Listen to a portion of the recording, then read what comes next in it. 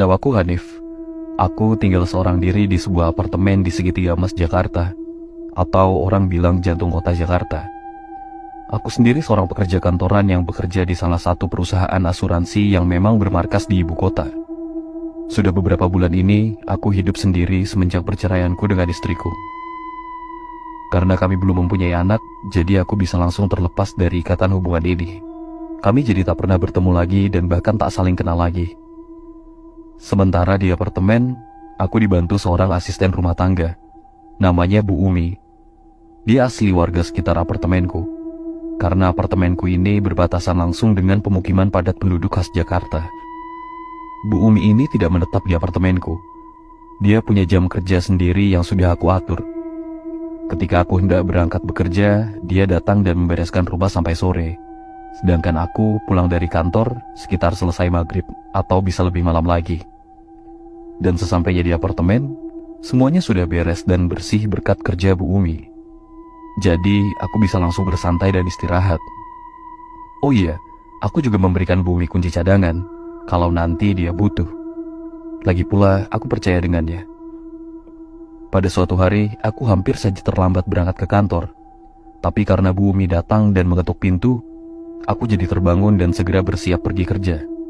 Sedangkan Bu Umi melakukan yang biasanya ia lakukan setiap pagi. Setiap pagi hari, aku menyempatkan diri untuk sarapan di penjual bubur dekat apartemen. Tapi karena pagi ini aku terlambat, aku benar-benar tak ada waktu untuk itu. Bisa sampai kantor tepat waktu saja, itu sudah syukur. Singkat cerita, aku sampai di kantor dengan mobil sederhanaku, bekerja seperti biasa, bertemu banyak teman dan lainnya yang biasanya dilakukan pegawai-pegawai pada umumnya. Waktu berjalan begitu cepat. Ketika aku di kantor, tak terasa setelah hampir seharian bekerja dan 2 kali istirahat, tibalah aku di ujung hari. Sekitar pukul 6 sore, aku keluar kantor menuju mobilku dan mulai mengemudi pulang. Sebenarnya pulang di waktu maghrib seperti ini adalah hal yang paling aku benci, karena jalan selalu macet di jam-jam ini.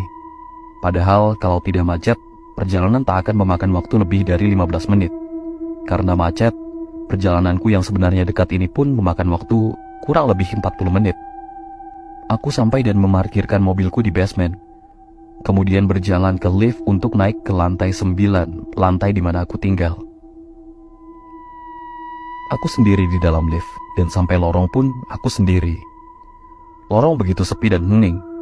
Hanya ada aku dan suara langkahku.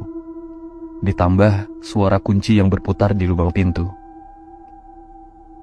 Aku segera masuk dan langsung mengambil segelas air di dapur, kemudian meminumnya. Namun ada yang janggal saat maghrib itu. Aku lihat Bu Umi belum pulang dan sedang menyetrika di salah satu kamar kosong di apartemenku. Karena pintunya dibuka, aku jadi bisa melihatnya. Aku pun mendekat dan bermaksud menyapa. Waktu itu Bu Umi posisinya membelakangiku, kepalanya menunduk sambil fokus menyetrika bajuku. Kan bisa besok pagi, Bu. Ibu pulang aja, kataku pada Bu Umi. Enggak mas, sekarang aja deh. Lagi malas pulang cepet, jawab Bu Umi. Aku pikir mungkin Bu Umi sedang ada masalah dengan anak-anaknya di rumah. Jadi aku membiarkannya dan tak menaruh rasa curiga apapun. Ya udah Bu, saya bikinin teh ya, ucapku dengan maksud baik. Aku segera berjalan menuju dapur untuk membuat segelas teh manis. Cangkir sudah ada dan teh pun tersedia. Jadi tinggal aku buatkan saja untuk dia. Kasihan dia bekerja seharian.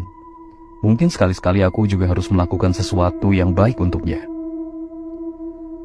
Di saat aku sedang membuat teh, ada sesuatu yang membuatku tersentak, membuat jantungku berdegup kencang. Aku kaget bukan main ketika mendapat sebuah pesan singkat dari Bu Umi di ponselku. Dalam chat tersebut, Bu Umi berkata, "Mas Hanif, maaf pas saya pulang siang. Mohon maaf mas, hari ini saya nggak bisa lama-lama." Begitu ucapnya dalam pesan. Jadi Bu Umi sudah pulang sejak siang hari tadi. Lalu siapa yang sedang menyetrika di kamar kosong itu? Astaga. Aku segera menghubungi Bu Umi. Langsung aku berjalan ke balkon dan menelponnya saat itu juga. Untungnya responnya cepat. Bu Umi langsung menjawab telepon. "Bu, kenapa Bu?" tanyaku dengan nada ketakutan. "Mas maaf, saya pulang lebih awal tadi. Nanti deh besok saya ceritain. Ada yang gak beres di apartemen mas. ucapnya dengan nada yang sama takutnya denganku. Aku pun langsung menutup telepon itu karena tak ada yang perlu aku ketahui lagi. Semua sudah jelas. Orang yang sedang menyetrika itu bukan Ibu Umi.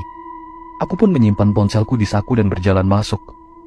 Dengan memberanikan diri, aku berjalan menuju kamar kosong itu. Aku ingin memastikan siapa yang ada di sana.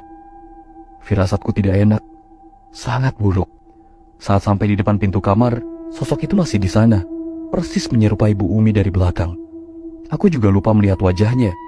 Dari depan pintu, aku perhatikan sosok itu. Sosok yang masih saja menyetrika baju yang sama. "Maaf, kamu siapa? Bu Umi sudah pulang. Kok bisa di sini?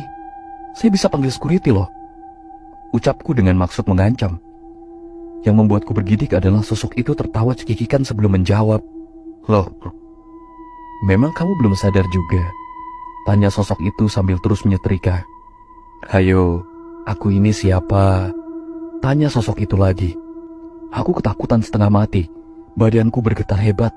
Ingin rasanya aku lari, tapi entah kenapa mataku rasanya ingin melihat sosok itu. Kemudian sosok itu menoleh, kemudian berdiri di hadapanku, memperlihatkan wajahnya yang rata tanpa mata, hidung dan mulut. Benar-benar rata. Aku pun segera lari sambil berteriak saking takutnya. Aku tinggalkan apartemen. Langsung aku lari ke lift untuk turun ke lantai bawah. Selama di lift tak henti-henti aku istighfar. Astaga, sosok apa yang baru saja aku lihat? Makhluk halus. Kenapa ada di apartemenku? Gara-gara kejadian itu, aku tak tidur di apartemen malam itu. Aku terpaksa tidur di rumah orang tua di Bekasi yang lumayan jauh jaraknya. Keesokan harinya, aku berangkat kerja seperti biasa. Bu Umi kusuruh untuk tidak datang ke apartemenku karena aku sedang tidak ada di sana. Setelah pulang kerja, aku berkunjung ke rumah Bu Umi. Aku ceritakan apa yang aku alami kemarin. Dan ternyata Bu Umi pun mengalami hal yang sama. Itulah alasan kenapa Bu Umi pulang lebih cepat. Bu Umi bilang kalau makhluk itu menyerupai aku. Namun setelah menoleh, wajahnya rata. Setelah aku dan keluargaku menggelar pengajian kecil di apartemen, barulah aku berani lagi menempati apartemen itu.